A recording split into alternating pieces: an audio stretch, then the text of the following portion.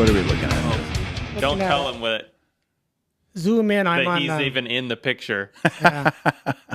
It's 4,100 at the time. Or in fact, to date, that's the largest shovel in iron ore in North America. I was part of the build team there in 2012. Wow. Imagine changing a spare tire on. We need that for Crusher. There you go. Hey, Make that'll, some fucking roads with that son of a bitch. that'll compact snow. Yeah, that'll compact snow, right? Sure. We're live, right? Live. We're live, we're and we're live. here to talk post-apocalypse, post-polar roll. Mm-hmm. Everybody knows Paul, everybody knows me, but they might not know you, so why don't you talk about what your deal is in this and who you are? My name's Brandon Doran. My deal in these events is capturing content, photographs, video, trying to tell the story of what people are experiencing out there. How long have we had you doing that? Last couple of years? I mean, officially? Yeah, I don't know. I'm bad with dates. 3-4 years maybe officially. Something like that. Yeah. But when I say officially, so the kind of the backstory is like, I think you started shooting the events on your own. Mm-hmm. I came up and shot, and you reached out afterwards and said, hey, maybe we ought to link up. Right. And the reason that I reached out to Brandon was the way he's shooting the events is I felt and continue to feel he's trying to capture the essence of our events, like what it feels like to be there. So you've done a good job capturing the mood. Particularly, did you see the videos or any of the videos I put up over the last couple of days? You know, Mm-hmm. he captured those. He captured a lot of photography that we've been sharing through the social queue or through my page, and it just really captures the event and what's happening. So, Yeah. yeah, I try to take an approach of telling the story more so than catering to an individual's perspective or ego. right, And sometimes that results in a little bit more anonymity in Yeah. the way that things are portrayed. You know, you might not see a lot of faces because Right. a lot of it's kind of a low angle from behind as Mhm. somebody's pushing. But I've just always felt, and I think that's one reason that this became a good partnership, that, you know, having done some of these events myself, that is the experience. yeah, You know, it's not glamorous and fun a lot of the time. It's hard work and struggle. And I think that's what I always thought too. If I was telling the story to my friends of what the experience was like, that's what I'd be telling them. I wouldn't be telling them Yeah. about ripping around a berm right. with a smile on my face. So that's what I want to showcase, is what I feel like the story is, which is this is some savage, tough environment. Yeah. Well, you had a lot of fodder to work with for Polar Roll this year. Yeah. The some of my favorite content, to be honest, that came out of the weekend or preceding days after the weekend was the drone footage that showed the start and captured from above, and it sort of gives you that panoramic landscape of that west end. Yep. And you know, it really helped. Like, you got some footage of Matt pulling a sled from above, and it just really, like, it reminds you how small you are in the grand scheme of things. And that's probably a great way to summarize our events, is we're continuously trying to remind ourselves in the grand scheme of the world how small we are Yeah. and how much better off and stronger we are as a group together. You feel small, especially in some of those isolated environments that, you know, Margie, although you feel isolated, you're always pretty close to town. Yeah. But some of these ultras, you go out there and you feel a sense of heightened awareness that you need to be careful. You need to be, you know, cognizant that a mistake or, you know, ill preparation could have consequences. So it's a cool experience to have that, because it's so different and contrasting from our day-to-day life. I think that's pretty special. And to be out there alone, you know, and encounter someone like seeing Matt or seeing Tracy out there, it's a different experience than just passing somebody on the road. You're like, it's vast. Yeah. You know, what's interesting with the challenge I feel like we always have as an organization to communicate the challenge that they've signed up for is that you do, and I'm not begging or, dissing other events. This is just a reality of the world we live in. There's a lot of events that will try to sell you on danger. Like they're trying to convince you you're doing something incredibly dangerous and isolated and remote. But it's really, when you peel back the layers of the onion, it's not. It's really more marketing and hype, which we've been accused of. And I'm not saying that there isn't. Of course, you're trying to market a product.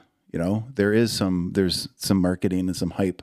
However, if we tell you it's dangerous, we go to great lengths to explain why. We were talking to Caldy and Warboy, 2 of the 3 finishers, and the only 2 finishers of 150. And they were talking about some of the other winter ultras as compared to ours. And, Mike said, this ultra, your margin of error is much smaller because the course is harder than any of them he's done. And the space between aid stations is much longer and there's fewer of them. And he said, you can go into some ultras and be less prepared. And the fact that there's more support more frequently is going to kind of compensate for your mistakes and your lack of preparation. Versus, he said, you come out here to do Polar Ultra, you could get into some deep shit, especially out there in that Wolf Lake loop. Yep. There's nobody out there. You're going, our first checkpoint this year was 60 miles in. The next one was 35 miles later. And then I think the next one was 35 or 30, right, at Brocky. Mm-hmm. So that's a little bit more in line, I think, with what other ultras do. But that 60, anytime you're going that far is that's legitimately dangerous. Especially if you're going 2 miles an hour. Right. Yeah. Especially if you're pushing your bike the whole time.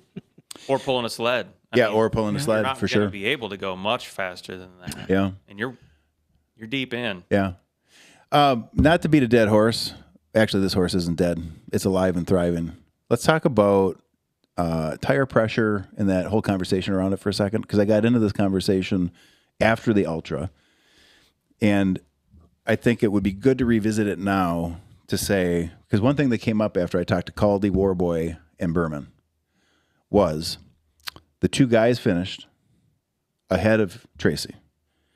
And they told me at the end, it was Wolf Lake Loop was all hike a bike for 30 miles. Yep. I talked to Tracy at the end, 3 a.m, Wednesday morning. She said that she felt the majority of the course was entirely rideable. There's plenty of footage of her riding that loop. Yeah, so you were out there with her, so you saw it, so it's true. So let's go back for a second and talk tire pressure, because I talked about tire volume and PSI in a video before the event. What I didn't talk about was rim width and rider weight. I was just going to say, there is one other element to that, which is rider, total weight of rider plus gear. Yes. So, and Mark, you can chime in here at any point that you'd like to, because this is sort of a nuanced conversation to have. Mm-hmm. I think that I'm just going to say broadly, and I'm saying this based on the fact that anytime you come up here to do polar roll, regardless of 1530 or 150 miles, you can't be guaranteed that you know what you're headed into, because you don't know what the weather's going to do up here. So when you leave, because a lot of people come from around the Midwest to do this, we had a guy come from DC to do this. Oh, wow. And we had some other people come from quite a ways out. What you have to do is you have to come here with the most adaptable or adaptive setup, in my opinion, which should be wider rims. What do you think the best width is on a rim? For an ultra? Yeah, for a winter ultra, or just for polar roll. I would go with above 80 for sure. So 80 or above? Yeah, 90 seems like it's the most accessible. Okay. Do you agree? Yes. Okay. So we're in agreement, 80 minimum or higher.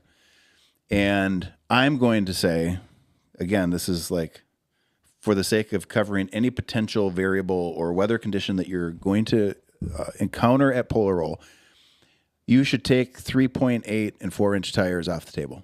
Correct. Unless you're, I don't know, a racehorse jockey that weighs 130.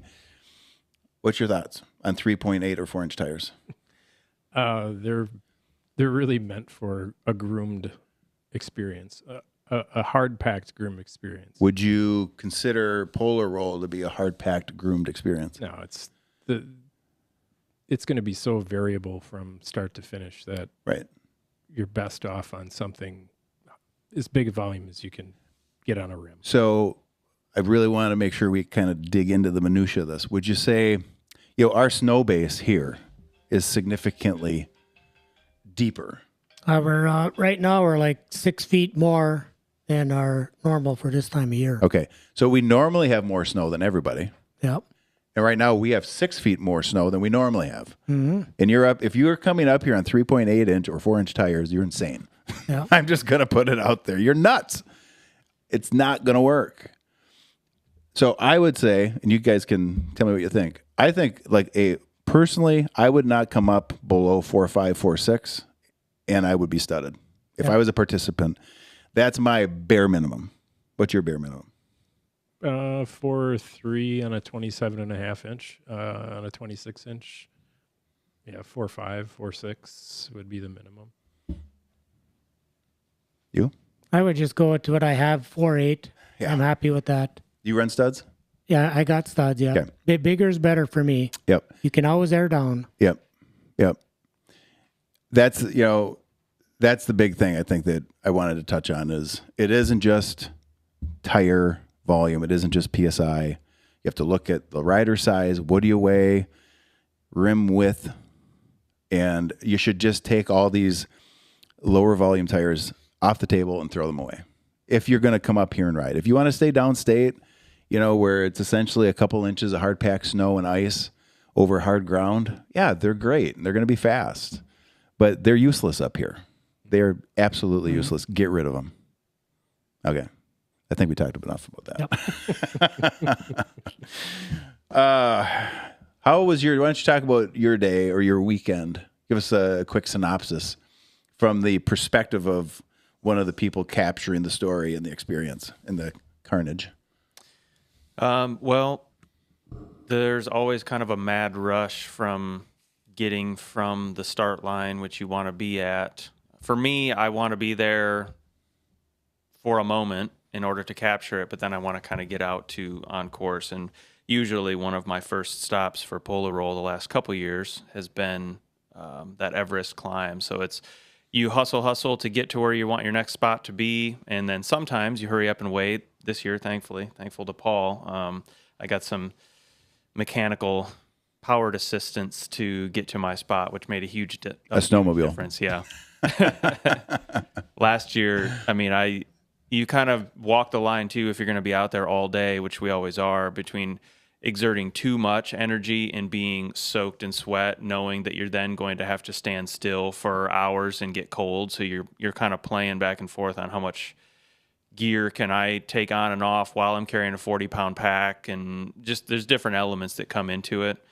So that's kind of what the experience oscillates between is hurry up as fast as you can between different spots to cover, and then wait. In this hurry up and wait. In this particular instance, oh cool, we got some coffee. Thank you. Todd provided coffee, but no cups. That's true customer disservice. Yeah, there you go. Hey, Mark, I'll grab a cup too, please. One of the things that was a little different this year than many was if you step off the trail and if you're out there capturing content, you have to, because you can't be impeding the flow. Right. You're up to your waist or beyond. So I was thankful that I made the good decision to wear kind of ski pants this year that have those tight liners that go over your boots, because you get filled up too deep with snow and you're... Thank you, sir. Is that your cup? Actually, it is my cup, yeah. Have at her. Previous day. Mm-hmm. How was the mood out there? To be honest, it was variable. Good. But like the conditions? Like the conditions. Overall, I would say more positive than I anticipated. There was certainly some, I wouldn't even necessarily say negativity, as I would just kind of like frustration. Yeah, some feelings. Yeah, some feelings. Some hurt feelings. There's a report you can fill out. It's on my Facebook page if you want to find it. Okay. There's a procedure that I detailed on how to submit your hurt feelings report. Oftentimes when you're out there interacting too, you end up filling in as this quasi therapist for people.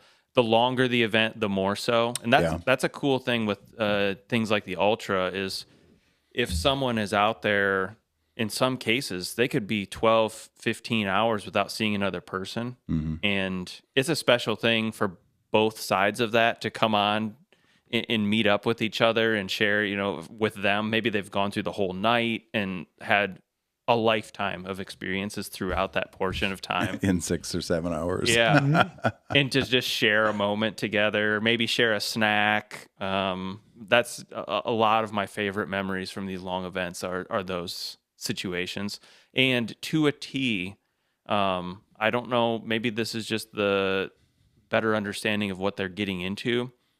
Mindset of the Ultra people are usually always positive for the most part. Mm-hmm. They might have a frustrating moment of either problem with gear, a short-term problem with their body, a lack of something they wish they had, but they're usually relatively upbeat, which is cool and surprising because it gets been days, whether it's a runner in Margie or a sledder in Polar Ultra. Do you think you find that in the ultra community in general? Yes. Yeah. Why do you think that is? I have a theory, but why do you think? They want to be there. They want to challenge themselves. Mm-hmm. They want to push their limits. Mm-hmm. They want to be there. I would think that anybody who finds themselves at the starting line of a 150-mile winter ultra, that the vast majority they've worked up to that point. You don't just go from, having never done a winter event to doing that. Most people.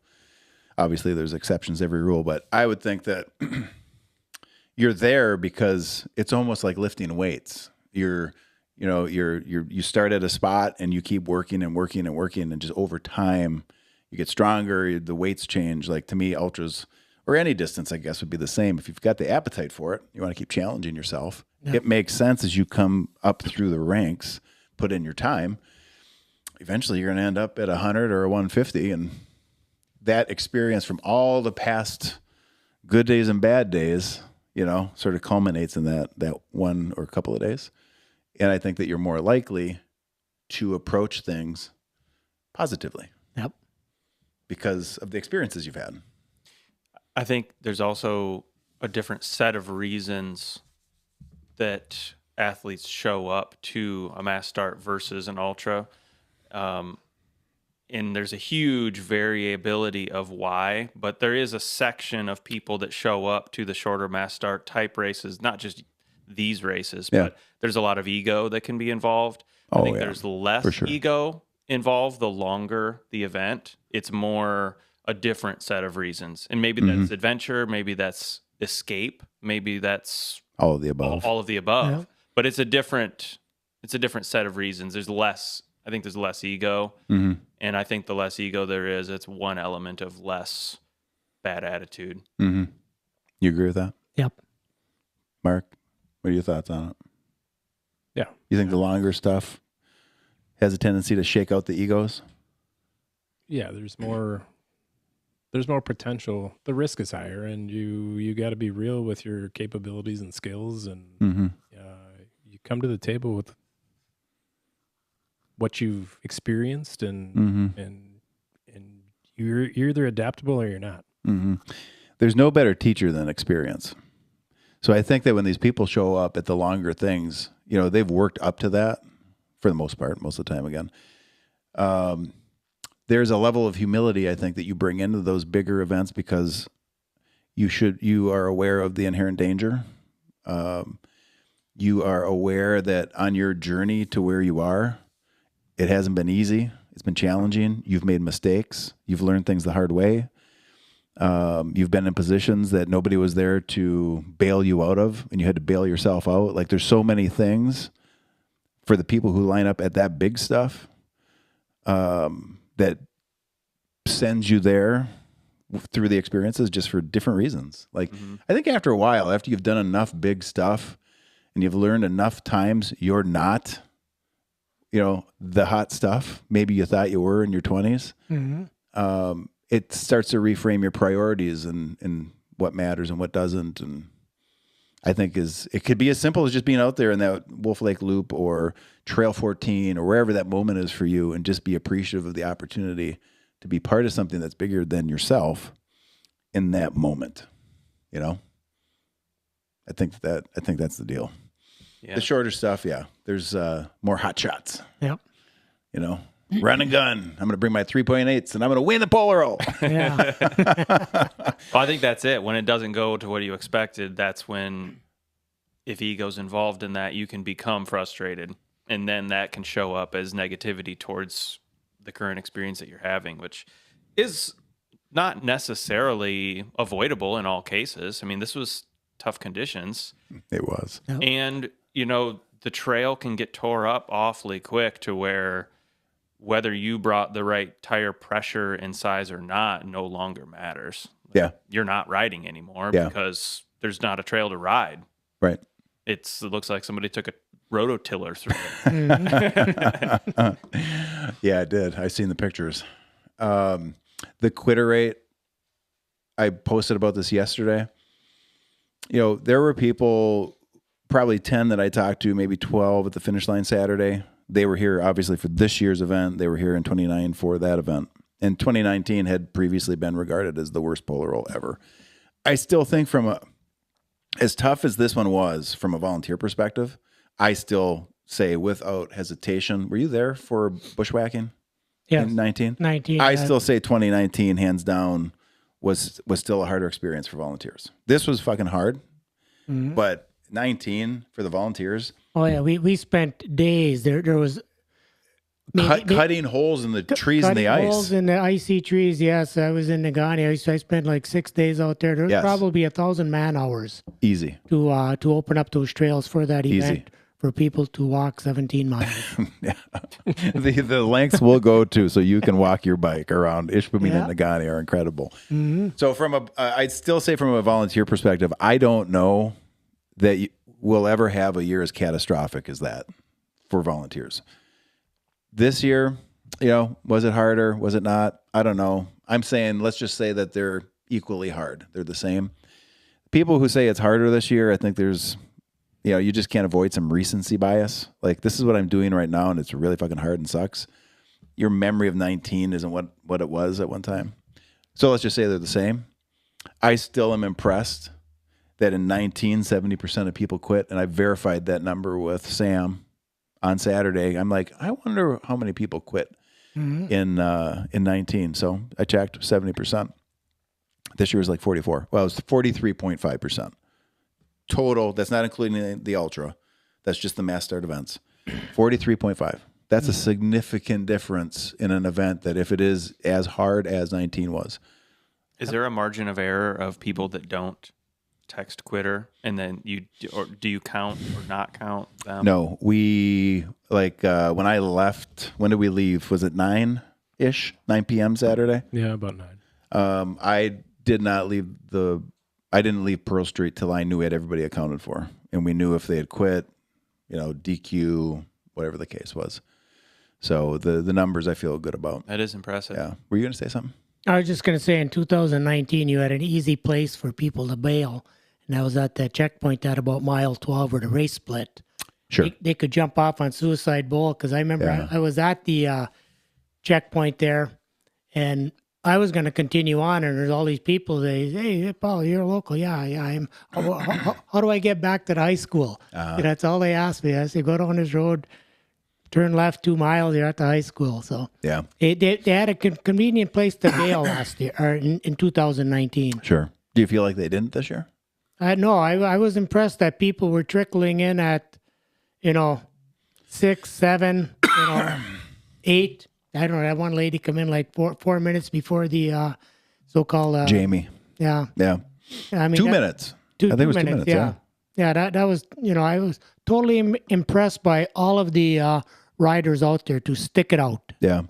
The attitudes at the finish line, I posted about this too. It was just, this year was different. It just seemed like there was sort of an understanding that this is what you signed up for. You know, it could be really good or really bad, and you paid for it, and you're going to get through it. Yep. More did this time. I mean, we had people on course because there was so there's two ways we look at the cutoff, and I'll probably adjust this a little bit for next year so it's a little more clear, but I want to explain why we've done it this way. On the site, it says you got 12 hours. Well, if you start at 8, that puts you to 8 p.m. If you start at 8:30, that puts you to 8:30 p.m., which I don't have an issue staying that late, clearly. I mean, we've stayed for 30 hours at Crusher for people and later. But this type of event has a smaller window of tolerance for safety because it's winter. So while we have the 12-hour on the website, I was referencing dark 30 all day and leading up to the event. I think the field manual says dark. Dark is somewhat subjective. Is it, is it sunset? Is it hunting hours? Is there a moon? It's right. Is it pitch black? And it's kind of like at the point where we hit sunset or hunting hours, we've got a sweep out there. Now we're starting to make assessments on people's well-being. Do they have a light? Are they prepared to be in the dark? So that's why there's been sort of that, which we don't normally have. Normally it's very clear cut. Boom, this is what it is. Take it or leave it. We've treated it a little bit differently with polar roll. But so we had people out there that were past dark, whether it was sunset, hunting hours, or dark 30. It was pitch black, and they kept going. They didn't even know if they were going to have that finish count. That was impressive. Mm-hmm. They just weren't going to leave the course. They're like, I'm going to finish it. I came to do this. I'm going to do it. If it counts or not, doesn't matter. It matters to me. Doesn't matter if it matters. It doesn't matter to me if it matters to you, which would be a great place to get more people to. Mm-hmm. But I will say one thing I was hugely impressed with is that I'd say the majority of people coming in after dark, they had lights. Yeah, I was really surprised the amount of headlights that weren't you? People packed, for so-called a 3-hour tour. Yeah. What's crazy is it came up. That question came up in the Polar Roll group in the days leading up to the event, like this conversation about, do I really need a light? And, I put it out and said, hey, it's on the list. It's recommended. And we've always said anything on the recommended list, you should have it because you might need it. If you get to where you need it and you don't have it, that's dumb. And you should never put yourself in that spot. So I just went into the comments and said, hey, if I was coming to do the Polar Roll and it says I should have a light, I'm bringing a light. Yep. And they did. Mm-hmm. 7 years ago in 19, they did not. There were a lot more people, I think, going out there. Not that there's still not people unprepared. Yeah, that was the year I did not pack a light, and I finished at dark, probably about 2 minutes after official sunset. Did you forget to pack a lunch? No, I packed the lunch. I knew you did. Yes, I did. You did. It's priorities. Oh, yeah. I came up on you when you were eating your lunch, actually, sitting on a snowbank. Yeah. I always got to have trail food. How was your... So you were primarily at the mass start and then the start of the ultra. Mm-hmm. What was it? What was the Polar Roll experience from your seat? Because where were you Saturday? Were you kind of in that food tent area and floating there and the finish line and all places in between? Yeah, I didn't have to leave the finish line area the whole day. So it was. What did you see? I saw a lot of finishers that. You could just see the sense of accomplishment in people's faces this year. Yeah. Having the opportunity to be at the top of the hill when crews came through, climb that embankment, and then watch every single person after him fail to get up that first embankment. Yeah. No, the embankment's at the top of Hill Street. Top of Hill Street. Yeah. So it's when they're first leaving going down to Hill Street. And then to see the same thing with the 30 mile and watch every rider come through and only see one person from the 15 mile and one person from the 30 mile climb that embankment into the street and then watch that Congo line go up Hill Street and into the trail and make their turn accordingly to their course. Which was kind of interesting.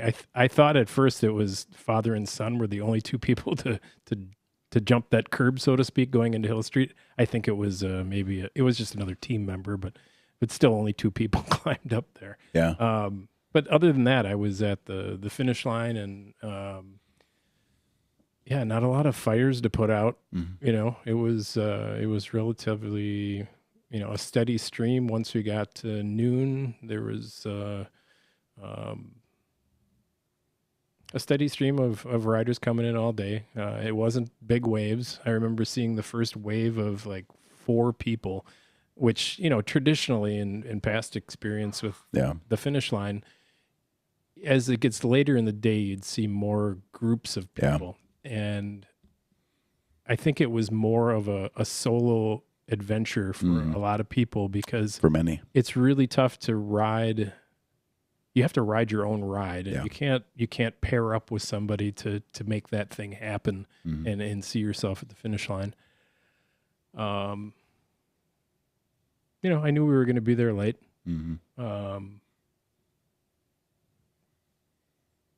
Saw a lot of blue lips. Yeah. Yeah. I think Beardsley does it on purpose, that damn cookie dye. Yeah. The kids, I think I did a download. This is before the event. I don't remember why. Something prompted I had to look at how many kids we had in the event. So that would be 18 and under. There was 30-ish. I think our youngest was 9 years old. Wow. And then we had kids 10, 11, 12, 13, 14. Yeah, 15 and 18, something like that. I saw quite a few of them inside the cafeteria or the commons. And I made it a point, to chat with them for a minute. And it was funny because I asked each one of them, like, how'd you do? And they're like, I finished. And I'm like, how was it? And they're like, terrible. And these are kids, right? Yeah. The future ultra riders. Yeah, but when they said terrible, there was this little twinkle in their eye. It's like the unsaid thing. So to Mark's statement, it's like they knew what they'd just done. And I think actually, let me rephrase that. I think they're proud of what they had just done, and they should be. I actually don't think that they realize the significance of what they just did, because they're too young to actually understand it. That was my big thing when Cruz came across, because I knew we were headed into a rough day. I didn't know if we were headed into a 50% quit, 70% quit, 90% quit. You never know until the day starts to kind of take shape. But when that kid came across the finish line, and he's the first person we put eyes on all day, first thing I thought in my mind was, this kid has no idea what he just did. He's nonchalant coming across.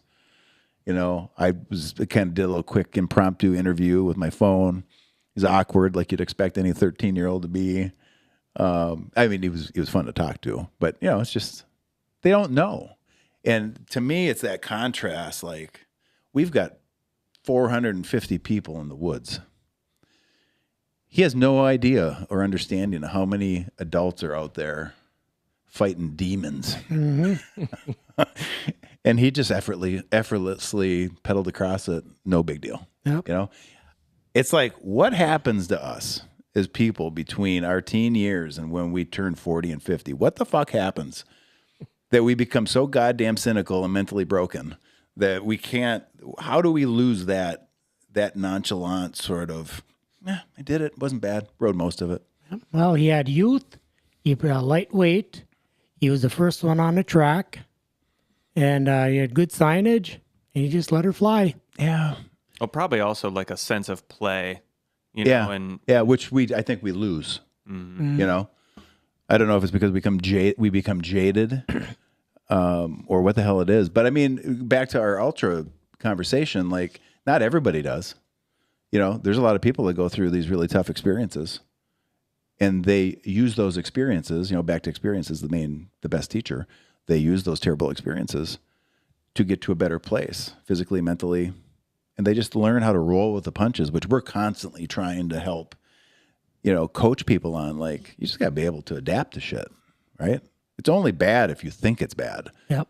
I mean, I could put 10 people out in the same bullshit and get wildly different opinions on the bullshit, right? I don't know. Our work will never be done. I can tell you that, because the kids far and away had the best, most consistent. Kids 18 and under had the most consistent response. Was like, that's terrible, but with a twinkle in their eye. Yeah. A lot of adults did though too. I had one guy come up to me. God, I wish I could remember his name. He came up. He quit, and he actually came up and he apologized to me, like he felt like he owed me an explanation. He was tearing up.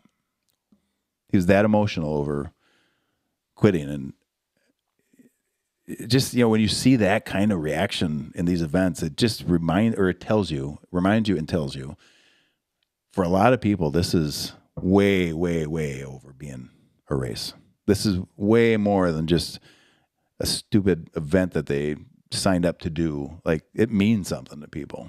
It without a doubt does, and I can speak to that from experience too, and from different events. Being a quitter and being a finisher, it can be a tough pill to swallow.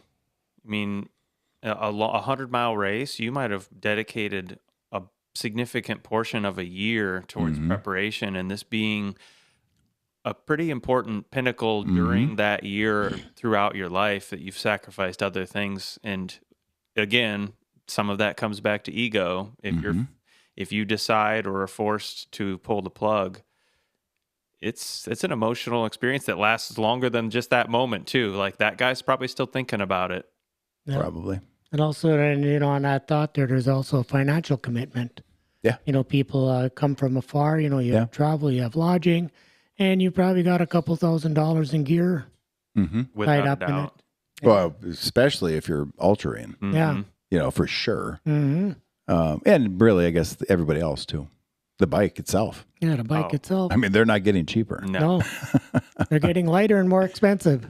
I do think, though, my personal experience is that as hard as that failure is, it's also one of the most transformational teachers. Absolutely. I mean, it's like so many things in life that are hard to go through, not just in the course of a 24-hour or a 48-hour period, a longer period, they can become good teachers. And you don't know that in the moment, but... Yeah, you don't feel that in the moment either, most likely. You feel the opposite. You feel a lot of turmoil. Yeah. But looking back in hindsight, it can be a really good... I'm thankful that I got to experience that now, quitting and feeling bad about myself and feeling like I wasn't good enough. What did you quit? Margie 100. Nah. And then coming back and finishing it was a really wonderful experience. But looking back, I wouldn't want to have just finished it my first try. I'm glad that I got to go through that, even though I hated it. And I felt, boy, there's something to that. A lot of bruised ego, but it was better in the long run that way. I learned more. There's a guy, Jeff, I think it's Mosier. He did the ultra. He posted in the Polaroid group. This is the first time he's ever quit a race. And I went in the comments. And I'm like, well, you're in good company. You're definitely not alone in the group of people who had their first quit in a 906 Adventure Team event. And I'm like, hey, that's actually where the fucking story starts. You were forced, because he had made some comment about having to face, some things within himself that he isn't proud to say are there, or something like that, to that effect. Kind of knew where he was going with it. But that is, like, I think the greatest gift we can give you is the gift of quitting. Now, you might not like how it tastes, and I would definitely recommend not sending me an email that night or the day after. Maybe wait a couple days. I mean, if you do, it's fine. We'll probably sit and laugh about the email here at base camp. But hang on to it, because you give it a couple days, it has a way of kind of shifting your mindset if you're willing to let it. And then, like you shared, like, then the sky is the limit on what the impact it can have for you. Yeah. At least you become a little bit more open to the fact that there are more opportunities for directions of outcomes. It's not all linear. It's not just, you sign up for something big and hard, and if it's a big part of what you've made your identity, it becomes, you talk about it, and it becomes part of what the people around you hear about and expect of you. So then if you fail, it can be kind of shattering to that part of your identity. So then coming through the other side, you start to realize, okay, well, there's more to outcomes than just success in that moment. The journey can be a lot broader. Yeah. And you can gain a lot more from it. Yeah, I think the other thing I think that people sort of discount or don't even see, at least initially, is the way that you respond to something, a failure of some sort. Let's take somebody who doesn't view themselves as a quitter because they've never quit anything in their life. And then they sign up for this event, one of our events. They spend 8 months getting ready for it. They show up. They've done this before, right? In their head, I've done this before. I got this. And then they get 50 miles in and they don't got this and they quit. The way you respond to that, like, okay, yeah, there's an inherent personal value in what you're doing for yourself. But the impact you can have on people around you. I mean, 906 is actually proof of that, because whenever, 10, 11 years ago, I just started doing a thing. And then people started like hearing about the thing or seeing the thing or hearing what I have to say in social media. And they're kind of like, oh yeah, I'm down with that. I'm in alignment with that. I can get behind that. Right. And it's like little by little traction, boom, boom, boom, momentum. And it builds. And now you look at what was one guy that had no fucking idea what he was doing back in 2014, just had an idea. Look at what it's done.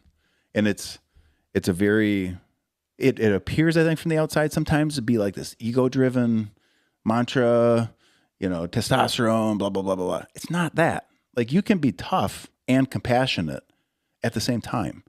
You can be a gnarly fucker to be around and loving at the same time. Like, you don't have to pick one or the other. And I do think that 906 really is helping show, like, you don't have to be one or the other. You can be both.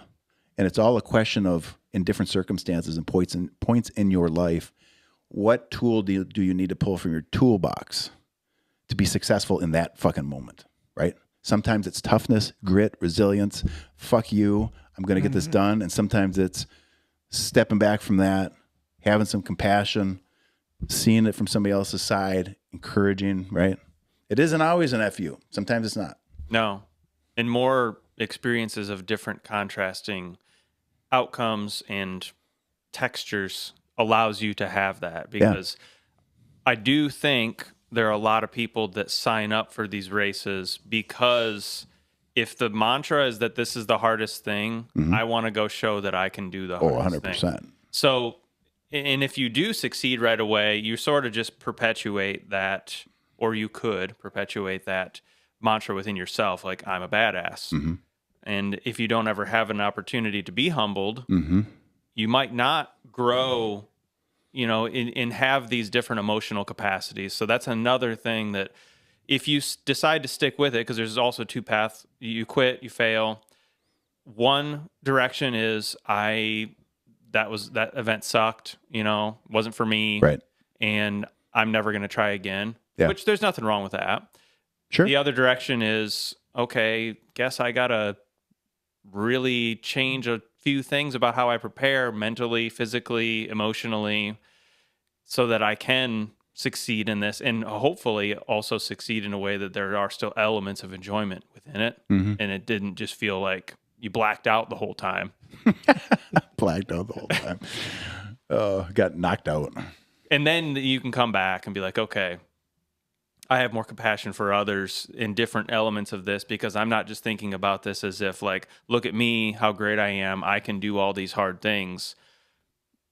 I don't know, every day and experience is going to be different.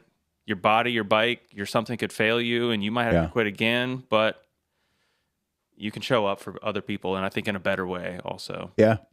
That's important. I mean, all of this is about bringing your best self to every possible scenario you find yourself in, not just for yourself, but for everybody around you. Yeah. And I do think this last weekend in the Ultra was embodied. Were there some people mad? Sure. I'd be disappointed if there weren't. Yeah. Mark, you came in to the ecosystem, through Margie? Polar roll. Or was Polar Roll? Polar roll was my first event. And what year was that? The winter is 16, 17, I think. Okay, then was your first Margie 17? Yeah. Mm-hmm. We really didn't know each other, No. right? I mean, it's really the events that connected us. Yeah. I mean, the thing I really kind of knew of Mark that stood out in my mind, like in 17 or 18, was the red Margie arrow on his calf, right? Yeah. I think you sent me the picture, or it was on Facebook. I think you might have been the first one to do a tattoo, and I somehow I saw it, and I'm like, what the fuck? Is that on his body? That's what stands out. Yeah. Where we started. What's the influence been like for you? As far as Just getting into the events. I don't know if we've talked about this before on the podcast or not. You participated in races? Yes? No? In Wisconsin? I did. I mean, you don't really fancy yourself as a racer, though, do you? Not anymore. No. Did you at one time? Yeah. The shorter stuff. I played around and wars back in the 90s. Yeah. Okay. Raised kids in the early 2000s, and then Yep. got back into it mid 2015-ish. Mm-hmm. Found the fat bike, started playing in the snow, had some failures, heard about Margie initially, and then missed the window of opportunity to jump in Margie when I first heard about it. So I thought, I'll give the Polar Roll a try. Mm-hmm. Fat bike. And that was 16 or 17? Winter is 16 into 17, I think. It was either 15 into 16 or 16 into 17. Well, 16 was the Trail of Tears. It Yeah, that rained. No, it was not rain. So 17 is when the first one was. That was actually a pretty decent one. So yeah, just in terms of like longer format, Polar Roll was my first longish format, and then I went right into ultra. Gotcha. I think 17 was the first year we did everything on the West End. Because 15, 16 was point to point. And then It definitely was all in the West. Yeah. First year. Yeah, that was a good year. It got to like 65 that day in the afternoon. Yeah. It was crazy. Yeah, but the trails were fast. Yeah. And then you got into Margie and Yeah, then did Margie the following year. Did Crusher 19. Point to point 19. Yeah. And then that was, 19, that Crusher point to point was the last time I feel like I raced an event. You and Roy. Roy and I. Yeah. Well, at least the first 150 miles. Right. Yeah. It's actually been interesting to watch his transition over the last year or so. Mm-hmm. I think he's had some different physical things he's working through, but he was there snowshoeing with his daughter. Yeah. This past weekend. That's been pretty cool to watch. I think Definitely a celebrity of the events. Oh, for sure. Absolutely. Yeah. But, watching the different people and sort of how their journey is evolving through this as it goes over time, that's something there for everybody to pay attention to. For sure. Did I cut you off? Did you have anything else there?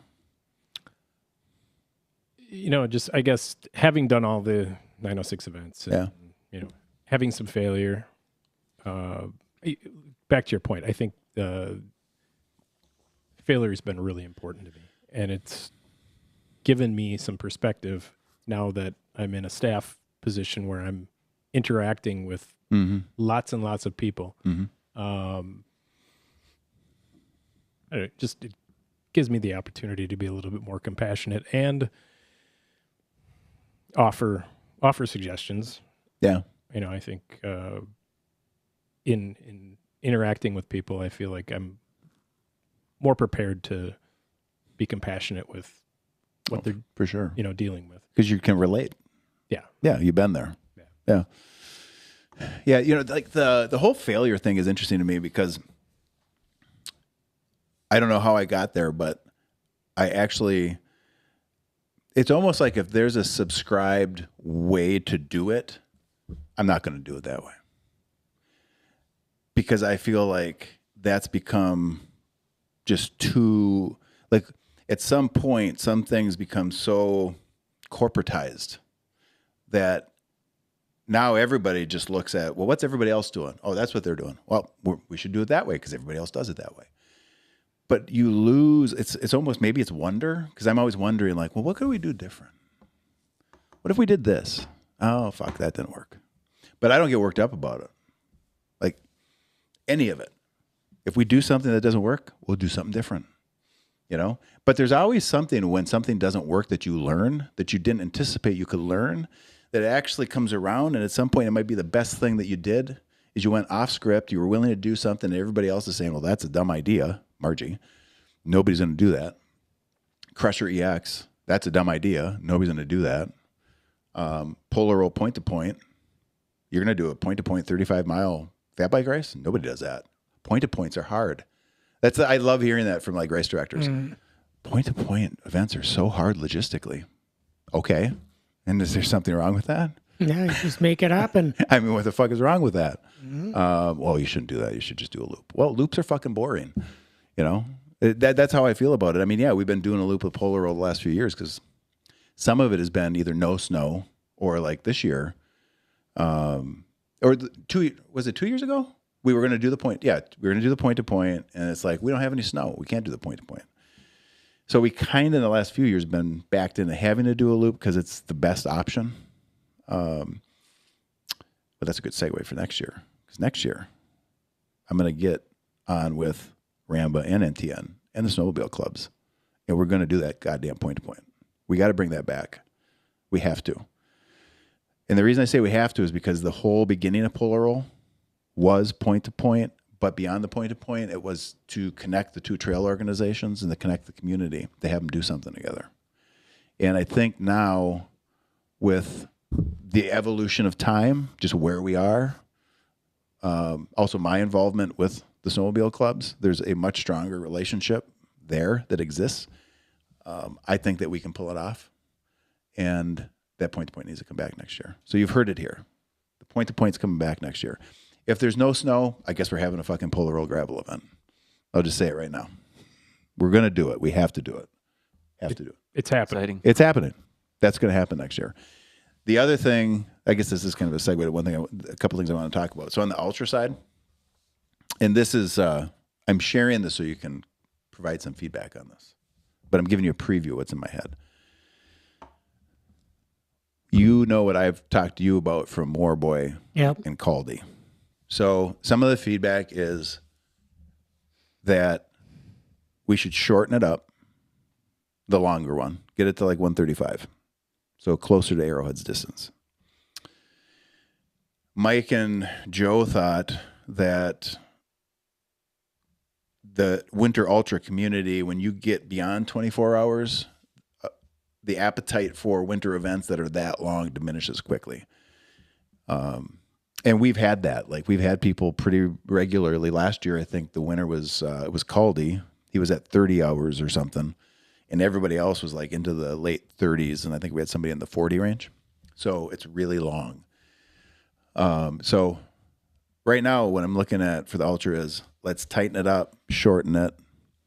Let's look at what we can do on the route to either start it here at base camp or have base camp be a checkpoint. Hit more of south trails, more of north trails, which again goes back to the beginning intention behind Polar Roll. Feature the work of NTN and Ramba. Let's do something together. So south trails, north trails, then we can easily connect up to Trail 14. Go up 14, hit Red Road, still make sure Evans Camp is at a place that it makes sense as a checkpoint. Go out Wolf Lake, that loop, still do that. Come down, bring it into the Ishpeming. Add some Ramba back in because we're going to need the mileage. But not necessarily follow the mass start, foot by foot. Do something a little different. Have some of the big climbs in it, but not all the big climbs. So just make it more doable, and also make sure the navigation is not spaghetti, because that was a piece too that I think that's been a bit of a challenge for people that aren't accustomed to using a GPS to navigate, and there's no signage. Yep. So make it easier to navigate through Ramba, still go through Elkwall, and then end at Spencer's. 135 miles. And then that short one, depending on how that plays out, is either going to have to be 100 or 75 for next year. Thoughts? Mm-hmm. Yeah, 75 to 100 would be good. That'd be like that'd be a good event. Do you think that what I want to stop doing is spend so much time east? I'd be open to, if we need to go out a little bit to the east to start, even though I guess if it was Levasseur again, start it there. That would give them a run. Maybe we come west immediately out of Levasseur like the 100 did today. And then maybe that might actually then force us to start at a different point for the 100. This year was convenient because one went east, one went west, right? But do you think if let's just say Levasseur, that gives them 417 all the way into Marquette before they hit Jeep Trail to kind of sort it out. Yep. Right? And then they can get into the trails and do the trails. Can we get enough mileage from Levasseur through north and south, 14, Wolf Lake, down Wolf Lake Road, 82, Ramba, Elkwall, finish? We'll make it work. Yep. We can do that. One thing that I really enjoyed and found refreshing about this year's course was that it did have a lot of deviation, not just from previous years' Polar Roll, but also all events. And I think one thing that felt special about it was there wasn't, if I was going to say, and this is certainly changing, but a lot of the people that have come up to do this race probably have some experience or familiarity with Margie. We can take Crusher off the table because it's so different in location and structure that it's not utilizing as much mountain bike trail. Right. So there wasn't as much overlap with the Margie course as the Polar Roll course this year, especially for Ultra. We can sort of take the mass start off too because that's going to be in there. And I thought that was awesome. Yeah. And I think a lot of people did too that have done both events, especially numerous times, to have a very different experience where you want single track for sure, but getting out into that backcountry, you kind of notated that keeping that in.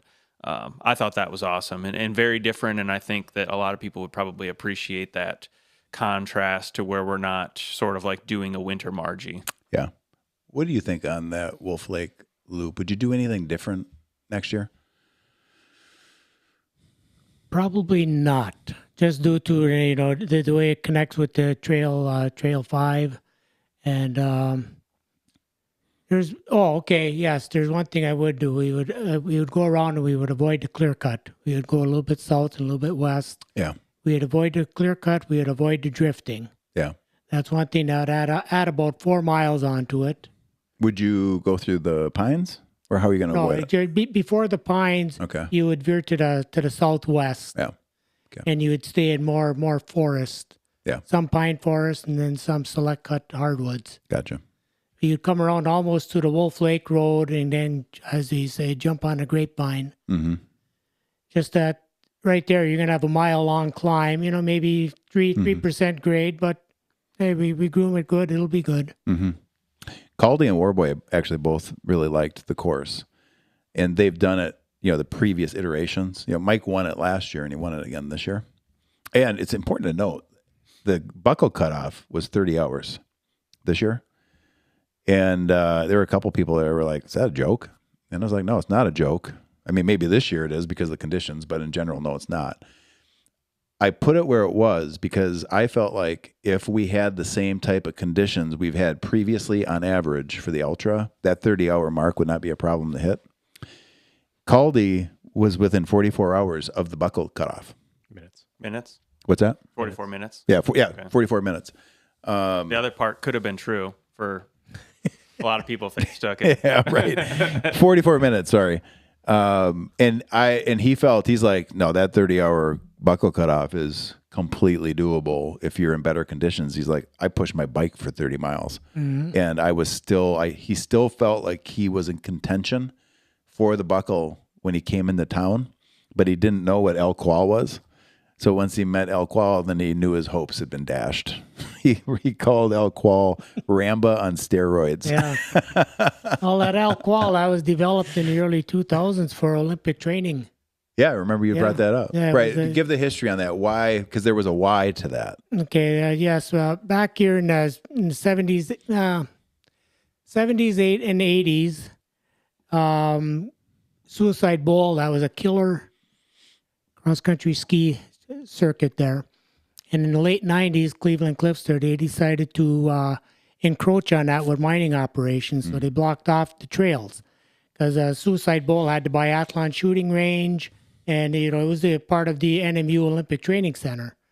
Well, come 2000, Cliff shuts it down, so they opened up El Qual, and they developed those trails for the NMU, Northern Michigan University, cross-country ski team.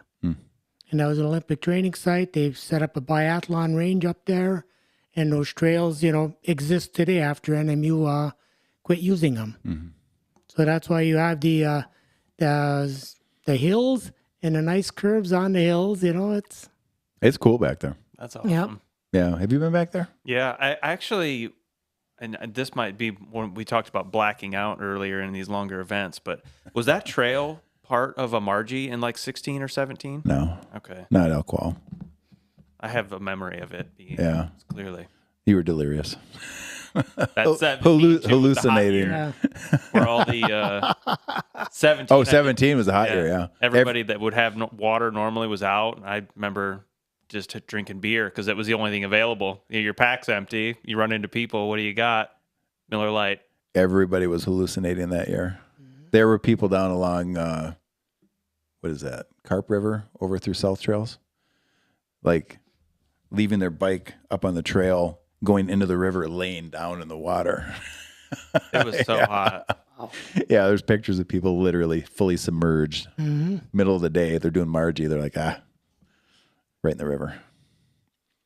Yeah, that was something you were dreaming about that year. I only did the half that year, and remember coming out to do the last loop and just sitting with a wet towel over my head for like a half hour just to try to cool the body back down. I mean, you talk about like failures and quitting and how that can, that kind of that step back can end up being the best thing that ever happened to you. So it's funny because that year, obviously, it was carnage, right? We had apocalypse, like 70% of the field quits. And I think like your average race director would be like shitting their pants about all the bad feedback that's about to come, right? That he or she's going to get lit up in social media. And I'm just like, bring it on. I fucking love this. I'm here for it.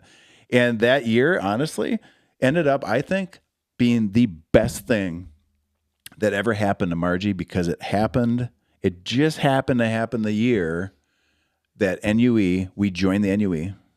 That was our first year as part of the series. So they made a point to make sure to send all the top guns out to Margie, right? So all the top guns come rolling in thinking they're going to just fucking pound this event. Well, I think they all got put over Margie's knee and a little spanking was given out, right? Because that was the Jeremiah Bishop video that went viral. Worst Margie ever, best thing that ever happened to us. And that's how, you literally have to learn how to take the bad shit in your life that happens and to turn it into a positive. And it is 100%, like for me at least, in those moments, it's just mental approach. Oh, everybody's going to fucking hate me on Monday. Okay. It's also like the best possible marketing opportunity you could ever have for the characteristics of this race. Absolutely. Yeah. And I think that what's helped is the way we approach it. It's not like, for some people it doesn't land, which is fine. Go do something else. I really don't give a shit. But for the people that it resonates with, it's like we're here for this. We're here for the bad. We're here for the good. We're here for the community. We're here for whatever comes our way. We are here for it or for it. And I think that that's refreshing. You had mentioned, I want to go back to something you said. You shared like this moment that two people can have on the trail in amongst hardship.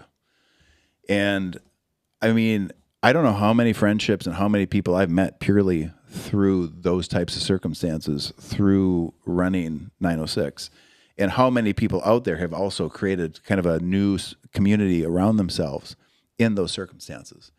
That would be something that I would say, if you haven't been to our events or you haven't experienced what we do, you should come to it purely for that potential experience, to see like you can be in what you think is the worst circumstance of your life and find something in common with somebody who's sharing that same experience and have good growth from it. Mm-hmm. Countless times it's happened. Thousands of times it's happened. Yeah. You know? Or just like a really unique and special, almost, I don't know what words to use, but like there's been people that I've encountered for 10 minutes, like, you know, the second morning of the 100-mile run in Margie. I'll come across, there was a couple guys that I remember 2-3 years ago, and we had a good chat. You know, they're kind of like stumbling out of like oblivion and come upon me, and we talk, and they go on their way. And then like 2 years later, so we spent maybe 10 minutes. We see each other like at the event or whatever. Yeah. We instantly know who each other are. That moment, even though it was so fleeting, was so like captivating. Yes. That it becomes a memorable moment in your life. Yeah. So the longer I would say the longer the event, the more opportunity there is for you to have as a participant mainly. You know, there's not a lot of other people that are out there in the capacity like we might be getting content to stumble upon them. Yeah. But to have these life-changing glimpses into just a big deviation from normal relative mediocrity in your life. So there's a theory on that. Hey, do you have like a napkin? Fucking made a mess. That's what I do. Thanks.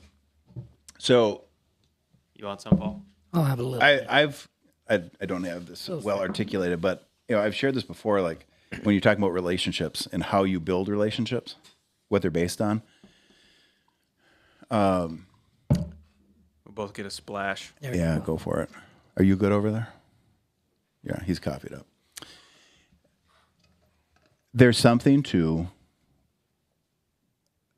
how a relationship forms in these events when you're kind of basing stuff, experiences you have with people that have come through hardship, struggle, like these experiences that kind of strip away the stuff that alienates us from one another, you know, in the normal world, versus I kind of tend to keep to myself socially. Like you don't see me out, you don't see me in bars, you don't see me, Stacy either. Like we keep a tight fucking circle. Honestly, outside of the 906 community, there isn't, like, that's my world. That's our world. I see two, and I'm okay with that because all of our relationships are essentially connected with people based on things we've done and experienced together. And most of it's some pretty hard shit, you know? It's not based on all of these little conveniences that I see a lot of people create relationships on. Like, it's like they're making deals with each other to get things. You can get kind of in a corner because you're creating relationships on conveniences and things you think that being connected to this person will bring you down the line. I don't have it worked out well, but it's a faulty way to do it, because if your whole relationship and world is based on really just a bunch of these things that you're not, say, aligned with your values, you're not aligned with your worldview, your lifestyles aren't aligned. It's like a house of cards, and you're like, those relationships they're easy to walk away from, because as soon as it's not serving you anymore, it's like, fuck it. You know what? I thought being that guy's friend was going to be this or that. It's not working. I'm going to go find somebody else. I don't know. I don't know how to articulate it, but it's different. It's just, for me, I'm just going to say it's different. Being surrounded by people that you know through repeated action. They're not there for what they can get from you. They're there to experience things with you. They're willing to do hard things. They have the same values. perspectives, and it's like having people that if the shit's hitting the fan, I can call that guy, I can call that woman, they're going to be there. Yeah. I don't know. And a lot of day-to-day life for most isn't all, you're not always able to curate it in a way that you would want it to be. Like, we probably all have this vision of what we want our lives to be, especially if you're into stuff like this. You're a person that probably enjoys the outdoors, adventure, things of that nature. And if you are most of your time living the life that you have to have your career, your family, your relationships that might be based upon that circle as it emanates outward, and then you get to go and have an experience that is so different within even just the realm of that experience, whether it lasts for 6 or 10 hours or 24 hours, you're sort of opened up in receiving this different kind of energy and relationships, even if those relationships only last for an hour, that you kind of are impacted and influenced in a way that can be lasting because you got to experience those moments in an environment that was so different than your day-to-day. And I think that's what's so special about when you interact with somebody who's been in this trench for 12 hours, 24 hours, and you have that conversation. Like, you're in a different dimension. Yeah. And it's so unique, and it's also so like directly personal. We're not distracted by not even just your phone, but like the world around you. It's melted away. Yeah. You're only right here, right in this spot. Yeah. And those are always my favorite memories from the events, is having those interactions where we're just like, it's just us, and we're so thankful for each other because we've been without an opportunity to be with anybody for what feels like a lifetime. Yeah. We're just like, hey, Right.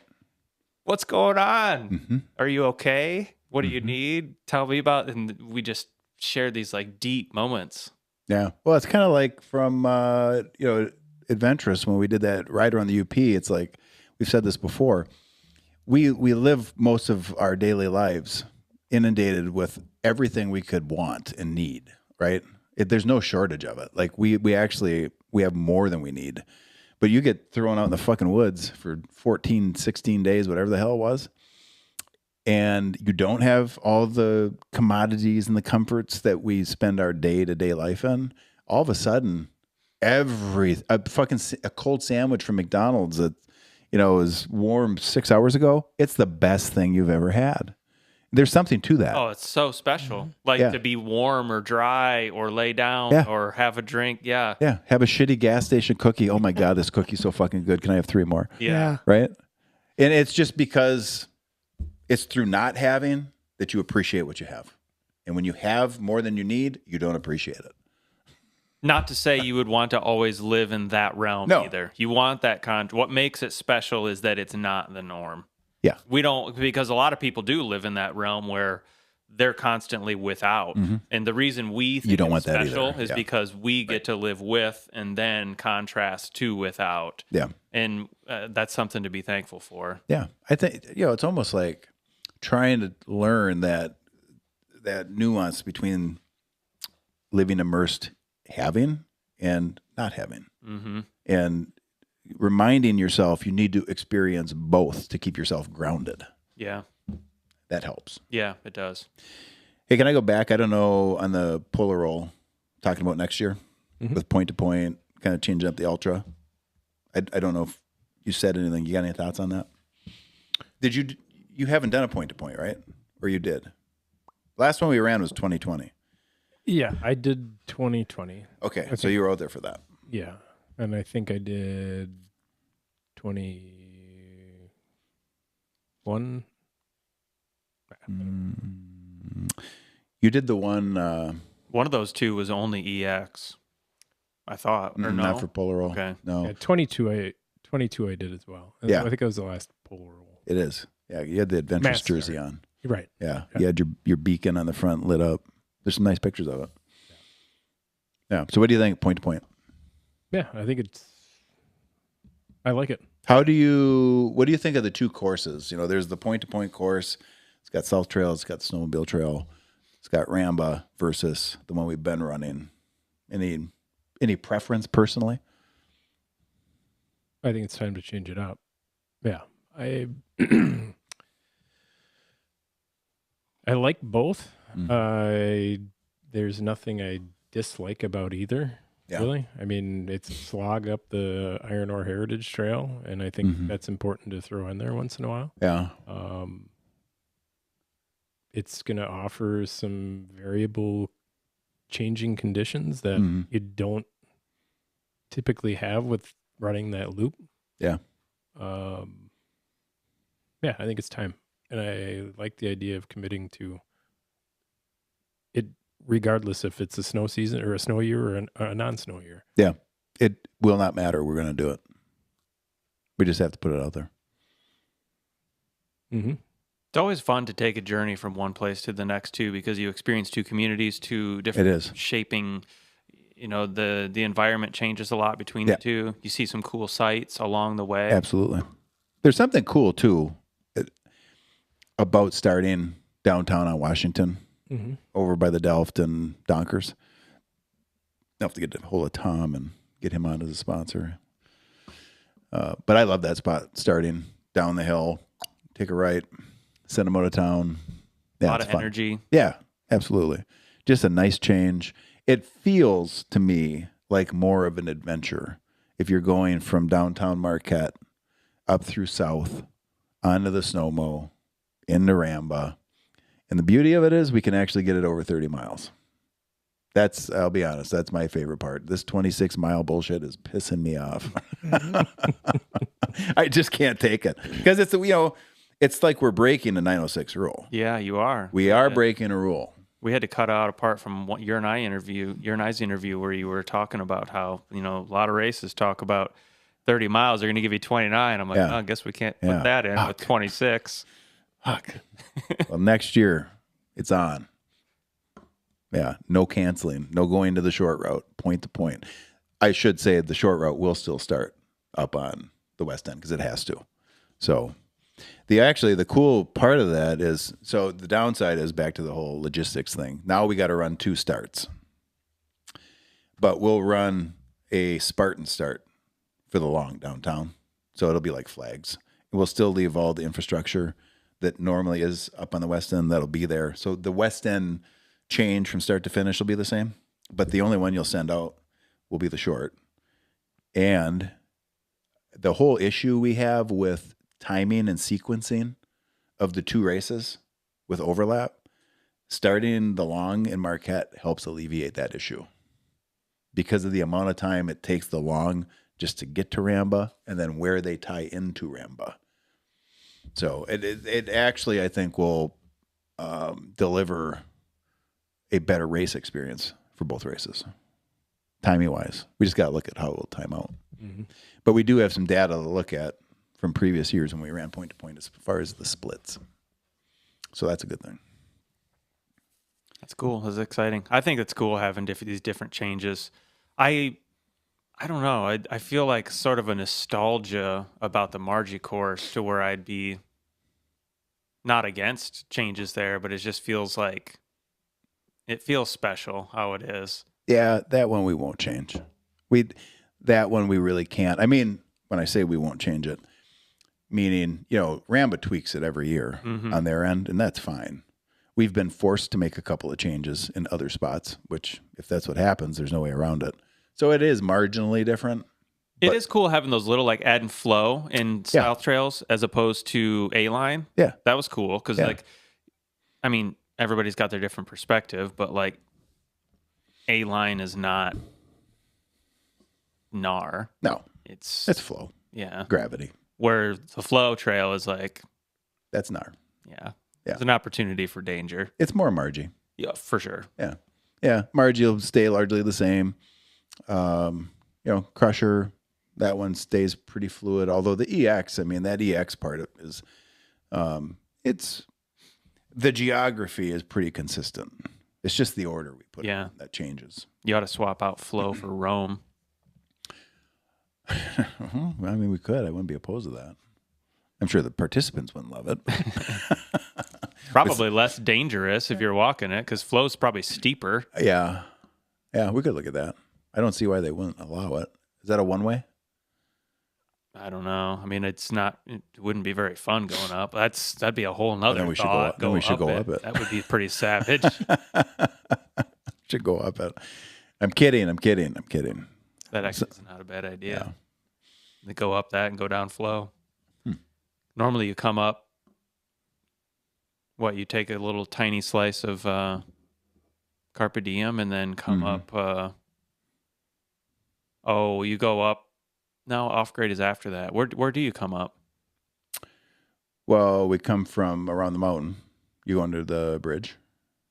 We take lower down dogger, up, across the snow mow. That ties up into Off grade or above grade or whatever they call it today. That goes up to Pipe Dreams. That's right. And then, so you end up at the top there. So you would have to, I don't think you want to get rid of off grade. People have asked me to. That's an important part. Yeah, people have asked me to. Because you just get done with all that terrible climbing on south side of the road, and then you feel kind of like maybe you're going to get a reprieve, and it slams you. Nope. Off grade was not in the original route the first 2 or 3 years. Yeah, you came up Carpe Diem, right? Yeah. It wasn't above grade. But I was like, I told Danny, I'm like, we got to add that in. We got to figure that out because it's terrible. Yeah. And I think it's more eroded and terrible now than it every year. Yeah. Those are the important parts, though. Again, that's the story. That's what sets it apart. As a participant, you want to tell whether you succeed or fail. You want it. If you're signing up for this, it's because you bought into the fact that it's hard, right? And that's why you chose to. That's what you're here for. 100%. How many hours were you out in the field at one time? 44 hours. Oh my goodness! And that was from what to what? That was from Sunday afternoon till wee hours of Tuesday morning. Yeah. And you did not go home at all during that time? I went home, changed clothes, grabbed the meal. Then went back. Went back out. And wee hours of Tuesday morning, I'm grooming the Wolf Lake group. And I'm going along there, fog of war. Did you see any Bigfoot? No, I did not see Bigfoot. But I do have a Bigfoot story. But anyways, that's another podcast, okay? I'm going along on the Scandic, okay? I'm grooming the trail. You said 8 miles an hour. God, it said at 8 miles an hour. Come to find, I felt like OJ on a slow speed chase in 1994, okay? Anyways, come to find out that the snowmobile speedometer was recording you were double. Half. This snowmobile speedometer said 8. I was going 4. Right. So I'm just chugging along. And I'm going along and I see the snow on the trees and I'm seeing, Santa Claus. There's Santa Claus. There's Christmas figurines. There's a pickup truck. I'm hallucinating. All of this abstract art was going on around me. And I'm thinking to myself, I got to get the hell off of this trail. You're going take a nap. So your nose down in a creek. Yeah. Oh, did you see Warboy? Were you tracking Warboy at all when he got into Ishpeming and trying to go to Elk Wall? No, I was. Okay. Oh my Basically, God. I had no. Did you watch that? No. I had no communication, so I wasn't a dot watcher at all. I was just focused on keeping the trail maintained. So Joe comes in to West End, doesn't stay long, takes off. Nobody stayed in West End much this time because of the difference in the route, which we actually thought was going to happen.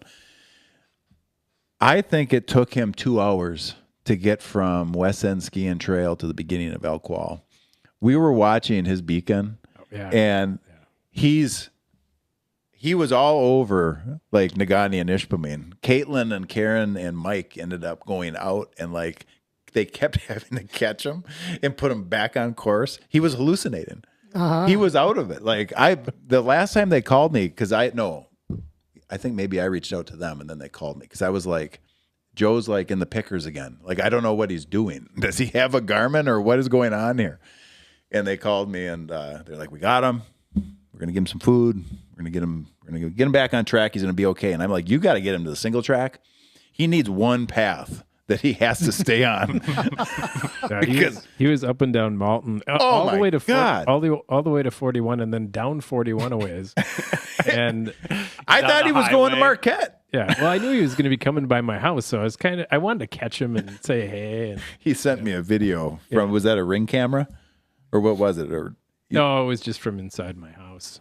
Yeah, he sent me a video when Joe finally rode by, and I was like, Jesus. He ended up with 170 miles on his Garmin. Oh, wow. Caldy had 161. Mm-hmm. They said, by the way, that the mileage was spot on until they got to the West End, and Mike said, and I don't know how this would be because we used our ride files from the actual Garmin head units. But he said that somehow in that western loop or out from after Evans, the mileage was off. And I don't know how the hell that would be. Did it grow or shrink? It grew. It grew. Yeah. Okay. I guess that would make sense because clearly we're not using a wheel sensor. We're on snowmobiles. Yeah. So Roy's going to be pissed about that. It was probably the West End had more data points in it. Yeah. It compensated, it counted the curves more than a lot of other software does. So I'm giving Joe a little shit here, but I want to say those two guys, I love Caldy and Warboy. They come from Ohio. I mean, what a commitment to come up here for this shit show, right? And they keep coming up and coming back. But I don't think you could meet two guys with better attitudes when they came in. Like, just great attitudes after everything they've been through. Just great guys to sit and talk about. And it was nice because Caldy last year, I think he had to take off like immediately after winning it because he was flying to Taiwan. And we didn't get to talk at all. But this year, because he was waiting for Joe, and then Joe got in whenever he got in, 12:06 p.m. or a.m. I think. So we had time to sit and chat and get some feedback, on the route, on the event. Just fucking great guys. Just a great perspective on just doing the hard stuff. They said they actually enjoyed everything except the last 8 miles. That was on their way home. Caldy texted and he was like, "That was the only thing that really offended us in the end." Well, there's a lot of climbing condensed, a lot of steep climbing condensed in a short distance. Yeah, and it was the conditions that they went through therein were probably the worst. Well, not probably. They were the worst that they've been in the last couple weeks. Like when I got done grooming yesterday, it was awesome. Hannah was out there actually riding, the resident El Qual fat bike rider. Yeah. And where she wasn't walking her bike, she was riding. Everything was rideable, and it was not doing anything to the surface. Even where she did walk, you could just see like a little indentation in the trail, but it looked great. And after this weather today, with it getting in 45, probably close to 50. It'll peak 50 about 5 o'clock today. Yeah. So I'm going to hit it this evening. This weekend is going to be fucking good. Mm-hmm. Really good. On the EX, let's see, I had mentioned we've got a number of people going out this weekend. Somebody's out there right now snowshoeing the 30. A bunch of people are going out to ride it this weekend. I think we're going to see decent traffic actually through the 15th this time because we have a lot of people that came up to punch their card for the Triple Crown at Polar Roll and went home with a quitter. So it's like, well, you still got a chance. Yeah. The EX is something you can plan to do it when it works for you. You might have to drive up here to do it, but your path to the Triple Crown is still there. Yeah. And you're trained. Yeah, clearly. And it's a great route. Yeah. It is a great route. This weekend will be, if anybody is in close proximity that they can get out on an EX, this is the weekend they should do it. Because I don't know what the next couple of weekends will be, but this weekend's going to be fucking good. Yeah, the weather looks good through next weekend, as far out as I can see. But this weekend, I see the trails being it'll warm up and then it'll really firm up after the temp drops. It's supposed to be single digit in the morning. Yeah, it's supposed to be cold. Yeah. But it's going to be fast, hard and fast. Yep. Yeah, you might want to start at 10 a.m. What are you looking at there, Paul? I'm just checking the weather 2-degree weather. Because I think it's supposed to be very cold in the morning. It is. And then When's the wind dying down? When's the wind After the dying day, I down? think. Not sure. Okay, tomorrow we're gonna have like a low tomorrow morning of one above zero. Yeah. The weekend will be good. It'll be like temperature range 1 above to 17 above. Then all week it's gonna have highs in the 30s, with next Saturday 37 wintry mix. Sunday, a week from this weekend, 41 with AM ice. So this weekend is going to be the time to hit it. Yep. And you can't see out to the 15th, right? That's too far out. Too far out. Yeah.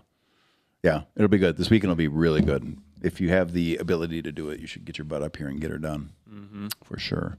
Yeah. So the reason I asked you, sorry, we got away from it. The reason I asked you to talk about how long you were out there, Yeah. it is just to sort of put a pin in the fact that the only disappointment that I had, actually, ties to where I'm going with your time in the field and all of the time from all of the other volunteers that help pull this off and commit ridiculous time. And we don't get to choose, right? The weather. It doesn't matter if it's fucking great or the worst ever. Like, you guys have to be out there. The only disappointment is still kind of bugs me. Friday night, our DNS rate was trending at 17% based on the bibs that were picked up. At the end of the day, Saturday, it was 20%.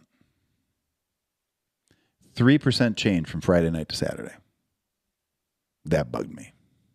I don't know if it was just bibs getting picked up for people who just weren't here, or if it was people picking up their bibs, waking up. What do you mean? Like 3% picked it up and then changed their mind from Friday to Saturday? Is that what you're saying? Potentially. Yeah. So last year's DNS was 22%. That people that decided not to start, whether they weren't here or they were, and they were like, nope, because of the conditions. So it was 22%. Friday night, we were 5% better than last year. And I was like, good. That's a good thing. It's the way it should be. And then we ended up only 2% better by the end of the event. So it tells me there's a combination from Friday to Saturday, end of the day, 3%, maybe their bibs were picked up for them, so they've got it. Or they woke up and they're like, nope, it didn't show up. And the reason it bugs me is because you're missing out, like, to your point, the thing you've talked about, the hard times, the quitting, this, the that, and those being the opportunities. You're taking the easy way out. If you want to do that, great. That's on you. But I will not support that ever. And I don't think that it's helping you. But for the volunteers, that's where it really gets me, because either way, I said this I think in a post last week, whether 500 show up or 5, we have to go out and put in the same effort as you would for 500. You know, you don't have to consider that, but I would hope that maybe people would.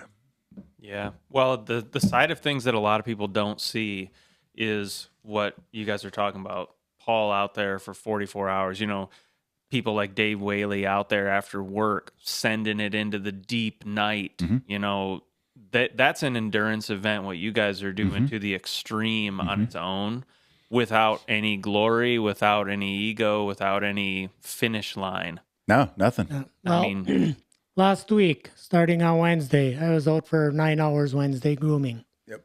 Thursday, I was out for 9 hours grooming signage. Yep. Friday, I was out 17 hours grooming. Saturday, I was out 15, 16 hours, start line, troubleshooting. Yep. Sunday, started 44-hour shift, go home, sleep for 8 hours, come back for 15 more. Yep. Yeah. that's intense. Yeah, and no choice, right? He's out there doing it because it's the commitment that he has and that the volunteers have and the organization has to doing what it can to give you the best possible product in the shittiest possible conditions. Okay, now I want to say shittiest conditions, okay? I want to compare like myself, Dave Whaley, Ryan Brown. You know, I want to compare us to like doctors and lawyers. Yeah. You know, doctors and lawyers, you know, the doctors practice medicine. Yeah. The lawyers practice law. Sure. Okay? We practice grooming. We're good, but every time we do it, we get better. So, Yeah. Well, and you guys not that I know any of you that well, but you're also true to a lot of the people up here, just good, hardworking, problem solving, kind of figure it out and stick with it type of people. And it's inspirational to be around people like that. Even just my limited interactions. And Dave Whaley, I've just gotten to know him a bit over the years because he'll help me with ideas on where to pop up on a route. Or, I mean, you guys know it better than anybody. You guys out there putting them together. So it's really special to be around people that dedicate their time and energy to creating an environment and an experience for others, and doing it selflessly and without expectation. So thank you. That's a big, that is a big key. The selflessness part and no expectation, because not every volunteer qualifies that way. No, You know, ours do. not 100%. that there shouldn't be, you know, that it should there should be no end point to where, you know, 44 hours is a long time to be out there. It's a long fucking Getting to be a time. little unsafe, like Yep. you mentioned from hallucination. Yep. Yeah. But yeah, I mean, they're doing it because they out of love. Yeah. They believe in it. Yeah. And a lot of these guys and gals have been through their own various experiences within our events. So there is a connection there. There's a commonality. There's a shared experience. Like, you know, we were talking about earlier. They are the volunteers. A lot of them know so they might know better than the participants what they're headed into because they've done it, Sure. you know? 60 times in 2 weeks. Yeah.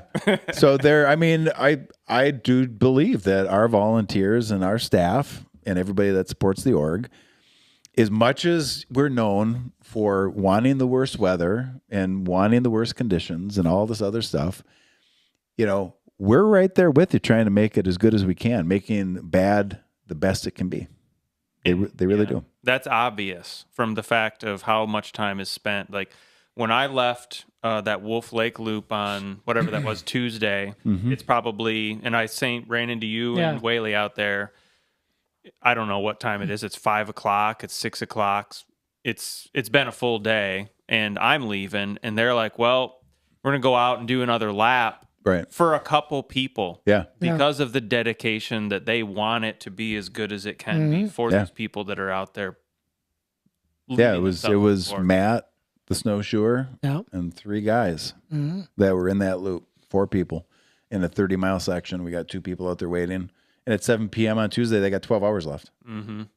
Oh, it's speaking of where I met you that on Tuesday, I got to give a shout out for Eric from Embark. Yes, definitely. He had a killer oasis there. Did had he? hot water. He had cold water. He had a few little snacky treaty thingies. Yeah. He had a reasonably warm tent, enough to take the chill out if you had a chill. And I was driving there early Tuesday morning, and he had the tiki lights out. And I mean, it really looked cozy, I guess. You know, It looked cozy. He said he was getting about 30-minute nap times between having to refill because he was out there for like a day and a half. yeah. Yeah. And also getting a chance to try some of those maple syrup products that he has. I had the like the elderberry one, and then there's also like that salted. Those things are amazing. I would definitely look up Embark products and give them a try. In fact, Just a cool dude. I sampled the elderberry this morning for breakfast, and it was killer. Yeah, It was good. yeah. You had it for breakfast? Well, along with pancakes. Okay. I put. Did some you on make the coffee. pancakes or did your wife? Oh, my wife does. And did you put the elderberry on the pancakes? Yeah. We were trying some of the same at home because That's a good call. Yeah, it's good on its own, but it's good with syrup. I don't cook, and my wife doesn't shovel snow. We got an excellent combination. Hey, you know what? That's a familiar situation in our house. So you get a 6-month vacation every year. That's a good one. That's a good point. We should actually edit that out. Yeah. We've never edited it, but we're going to take that out. We don't want to put Paul under the bus here. It sounds like Paul keeps pretty busy. Yeah, so Eric, he had a very, very nice oasis. And the last rider, Barry, he went through. And I offered Eric, I said, you want some help tearing it down? He said, no. He says, I got this. He's tearing it down like 1 a.m. He's going to jump in his van, drive somewhere between Champion and home, catch a few Z's alongside the road, and then drive home. So there's a commitment on his part there, which is very admirable. Yeah, it is. And he's at Polar Roll every year and Crusher every year doing that, which is great. I think that's the best way, if you're going to get involved as a partner or a sponsor with our events. I've said this for a long time. Don't just give us money or services. If you want to get connected to the community, get involved in the event. Be there, be part of it. Like, immerse yourself, because then you will actually understand what they're going through, because you're going through it with them. Like, I actually think that the best thing you could get from a sponsorship at our events isn't business. It's that connection to the experience and the people who are there. And that'll pay itself back in dividends. Don does a great job. Eric does a great job. Mudslingers, Alan and Kristen do a great job. I'm sure there's others. Those are just the ones that come up to mind. They're not just sponsoring the events. They're participating in them. Yeah. And that's important. And Eric wasn't out there on his, high horse talking about his products. He's just there to support, and be there for those people and be their energy and be their comfort. And that's admirable. Yeah. He brought 2 tents. One of them got set up at Whaley's house for the first checkpoint. And then one got set up out at Brocky Lake for the 3rd checkpoint. And then Evan's camp. Evan's another one. Yep. Yeah. They're a partner. 100%. Sports Rack. Yep, they got to shovel out the snowplow to get to his camp this year. Yeah, I saw that before. It was like, oof, that's an omen. Yeah, Evan, he deserves a good shout out too. You know, he's 100%. He had a skid steer out there, opens up his camp for the riders, and provides a nice warm place with some good trail food. Yeah.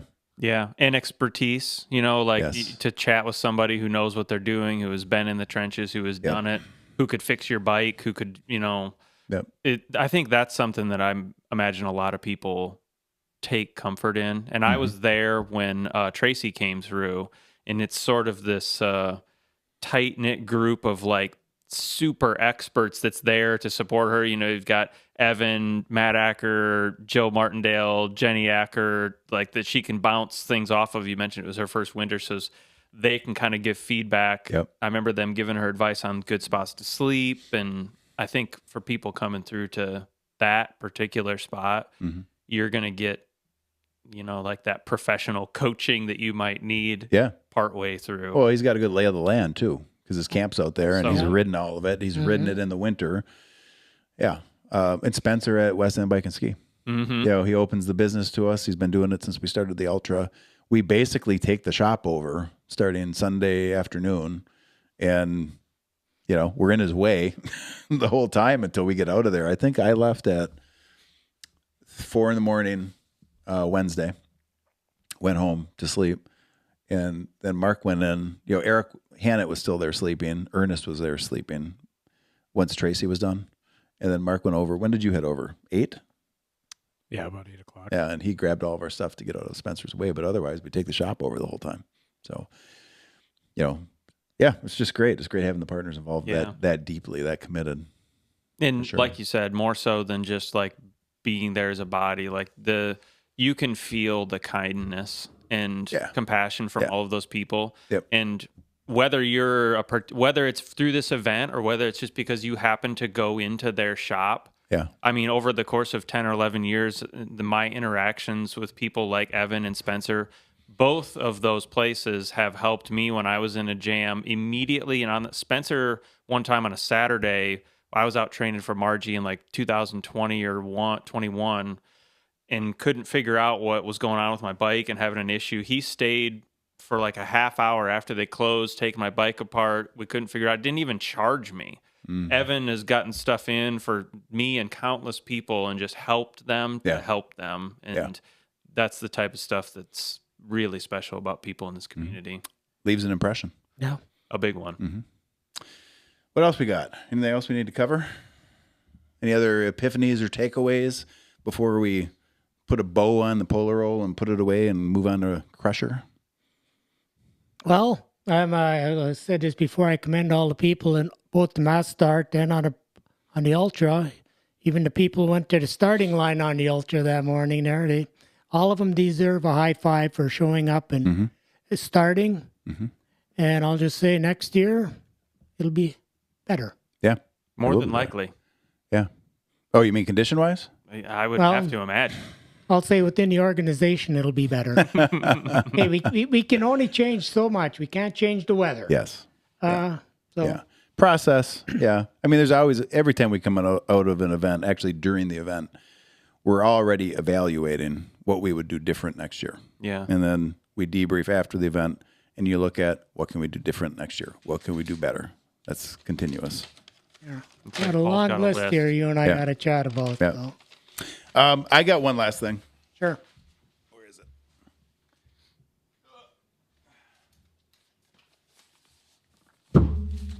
So this has been I don't know why a pack has been such a talking point since I started using it a year ago. Is it the front mount? Yeah, this is what I wear in the front. So no, Nicole caught him. This is not a baby Bjorn. This is a pack like you would have on your bike, like a frame pack or a seat pack or a pannier. So here's what's in it. You got a knife, because I might need a knife. You got a multi-tool. You have a flashlight. You have a cord and a battery brick. It's a long cord. It is. You can reach up to the roof with that. You have an inReach. You have a compass. Got a mirror so you can see who's lost. The mirror is for self-reflection and questioning one's life choices. You have a Garmin 1030.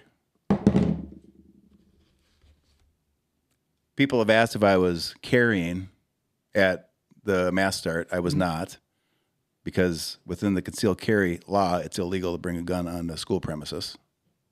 However, if I'm in the woods, there is also a carry piece in this pack. I have earplugs for when I'm target practicing. It also helps block out bitching racers. I'm not going to pull them out, but there's backup batteries on both sides of this pack for this flashlight. And I guess I don't have it on me, but my Petzl headlamp also. So I got backup batteries in here because it's inevitable you're going to have a light die on you in the woods. Mm-hmm.